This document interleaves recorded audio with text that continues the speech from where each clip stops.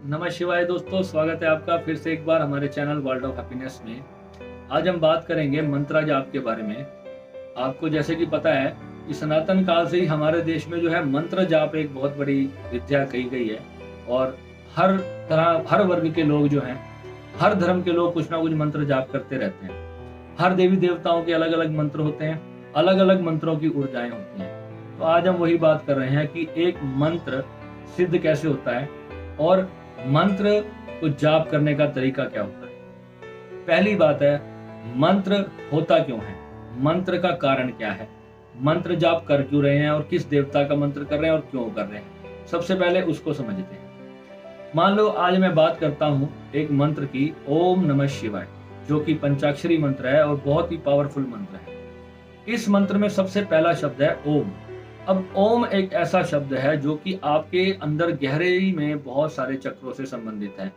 अकेला ओम मंत्र आपके आज्ञा चक्र को जागृत करने के लिए सक्षम है। ठीक है, इतनी जबरदस्त और विराट ऊर्जा इस ओम नमः शिवाय मंत्र के अंदर है, आप सोच नहीं सकते। महामृत्युंजय का जो मंत्र है बहुत ऊर्जावान मंत्र है। ऐसे बहुत सारे मंत्र हैं जो श्री विद्या का जो असली, जो गुरुओं से प्राप्त, जो भगवान श्री गोरखनाथ की परंपरा से चला आ रहा हुआ जो मंत्र है, वो इतना पावरफुल मंत्र है जिसकी ऊर्जा से आप इस धरती को भी हिला सकते हैं। जितनी ऊर्जा आप अपने अंदर बढ़ाते चले जाओगे वो ऊर्जा आपकी बढ़ती ही चली जाएगी, वो रुकेगी नहीं।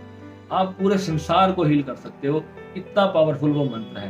परंतु अभी तक कोई भी इंसान उस लेवल तक उस मंत्र की ऊर्जा को लेकर नहीं गया।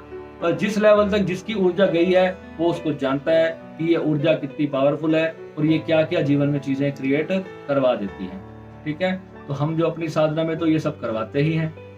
अब आपको समझने की बात ये है कि जब हम ध्यान में बैठते हैं, आंख बंद करते हैं और कोई भी मंत्र की माला जाप करते हैं, होता क्या है, जो हमारा मस्तिष्क है, जो हमारा दिमाग है, वो बहुत सारी चीजें पहले सोच रहा था। अब हम वो सारी चीजें तो हमने जपनी छोड़ दी। जो हमारे दिमाग में चल रहा है वो भी एक तरह का जाप ही चल रहा है, वो हमारे को पता नहीं है, अननोइंगली चलता जा रहा है।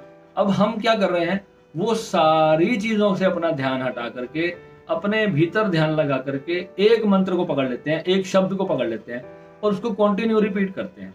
अब वो कोई मंत्र हो सकता है, ओम नमः शिवाय, या कोई भी मंत्र हो सकता है।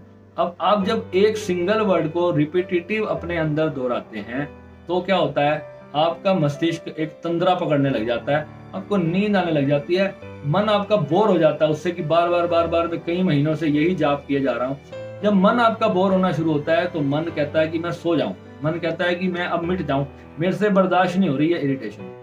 वो जब मन एक बार हटने की कोशिश करता है ना, उसी क्षण आपकी चेतना जागृत हो जाती है। ये है मंत्र जागृत करने का पूरा सिद्धांत। और अब कई लोग क्या करते हैं, मंत्र को बलपूर्वक जाप किए चले जाते हैं। मन कह रहा है कि अब छोड़ दो, परंतु वो मंत्र को जपे जा रहे हैं, कई सालों से जपे जा रहे हैं और उनका सिद्ध भी हो गया, उनको पता ही नहीं। मंत्र सिद्ध भी हो गया, मंत्र अपनी ऊर्जा भी दे चुका आपको पता ही नहीं है। अब इस ऊर्जा को मुझे यूज कैसे करना, आपको कुछ पता नहीं है। आपके शरीर के सारे चक्र बंद पड़े हैं, आपकी हथेलियों के चक्र बंद पड़े हैं, सभी कुछ आपका बंद पड़ा है, आपको पता ही नहीं है। इतनी विराट ऊर्जा आपके भीतर आ गई है, आपको कुछ पता ही नहीं। तो सोचो कितनी अज्ञानता की स्टेट है। मंत्र तो आपको कई गुरु दे देते हैं पर आपको बताते नहीं है कि इस पावर को यूज कहाँ करना है और कैसे करना है।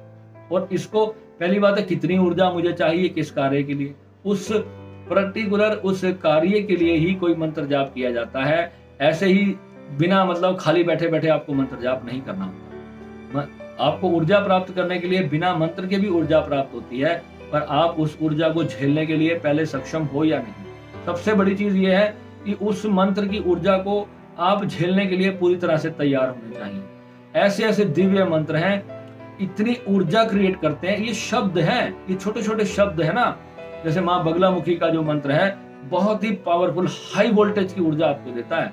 और ऐसे ही नहीं इसका जाप कर दिया जाता, इसके लिए प्रॉपरली गुरु के सानिध्य में करना चाहिए, ताकि कल को अगर आपके साथ कोई ऐसी समस्या हो जाए तो गुरु अपनी शक्ति से उस मंत्र को, आपकी उस ऊर्जा को थोड़ा सा शांत कर दे, उस ऊर्जा को थोड़ा सा धीमा कर दे, उसकी जो पावर आपके भीतर भड़क चुकी है उसको थोड़ा सा वो कम कर दे। पहली बात तो ये है कि जब कुंडलिनी जागृत हो जाती है तो उसकी ऊर्जा कंट्रोल में आती बहुत मुश्किल है। एक बार जब जाग गई तो जाग गई, फिर वो परमात्मा में जाकर ही वो शांति पाएगी, उससे पहले तो वो रुकने वाली है नहीं।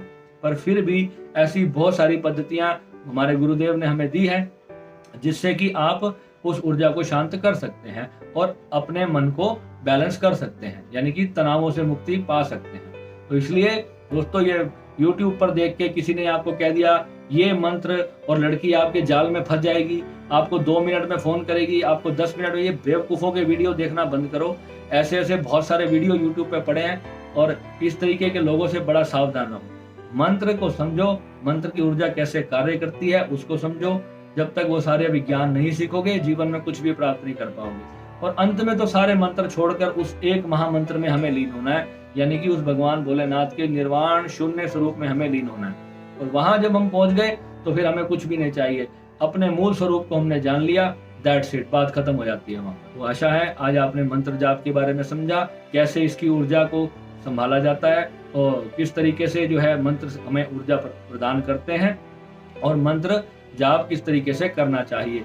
यानी कि शांत बैठ करके आप कहीं पर भी अपना मंत्र जाप कर सकते हैं, अपनी श्वास पर ध्यान करते हुए अपना मंत्र जाप कर सकते हैं, परंतु गुरुओं के सानिध्य में ही मंत्र जाप करना चाहिए। और उसका पूरा विज्ञान समझने के बाद, किस कार्य के लिए आप कौन सा मंत्र जाप कर रहे हैं, ये पूरा विज्ञान समझने के बाद ही आपको कोई मंत्र शुरू करना चाहिए। ठीक है, तो मिलते हैं। नमः शिवाय।